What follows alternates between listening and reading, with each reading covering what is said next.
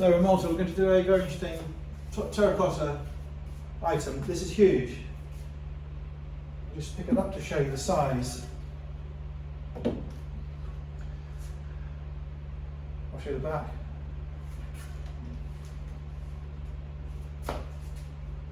It's a reddish terracotta. It's not a red terracotta, it's reddish. And we can tell it's not damaged. Very hard to date these. I'll try and date it. I would say, bearing in mind the date you want it to be is different to the date it is or could be. I think it's going to be 1890, 1910. I think that it's a sort of a Zingla, not a Zingla necessarily, but it's a sort of a Zingla. And it's for mixing dough, and obviously it would have been used for other things, washing even. Proving bread, as I say, under a cloth. Once you start thinking about it, there's many uses. You could use it for drying tomatoes, the list that goes on. But I always say to people with Zinglas, these really are the sort of earlier equivalent of the modern plastic sink liner, plastic washing up bowl. So this has a green glaze, and it's not dissimilar from the green glaze on the normal Zinglas in Malta. But we did a video on Zinglas in some detail, and I think the same thing about origin applies to this as to the normal Zinglas. I'm not aware that there's a lot of clay in Malta or Gozo. There probably is.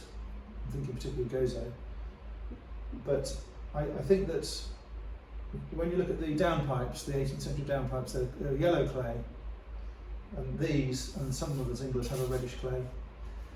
So I think what's happened is the Zinglas have come from Sicily, and I think because I have seen in Sicily the same Zinglas that are in Malta, I think it's probably likely they might be made in Sicily and brought across.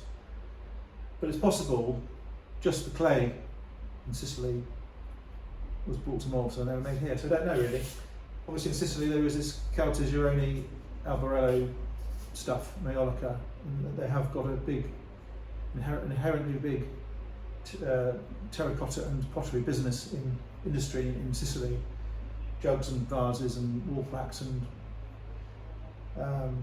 tiles, there's a lot, and so I wouldn't be surprised if the infrastructure was there to get the clay in Sicily and then floated across and barges to Malta, to Marsa. So the reason I bought it is it's in good condition, it's unusual, it's large, it's statuesque, visually impressive, decoratively useful, and though it's not very, very old, and it's not really Maiolica, I think it's got the same appeal, and in the right place that will look really good.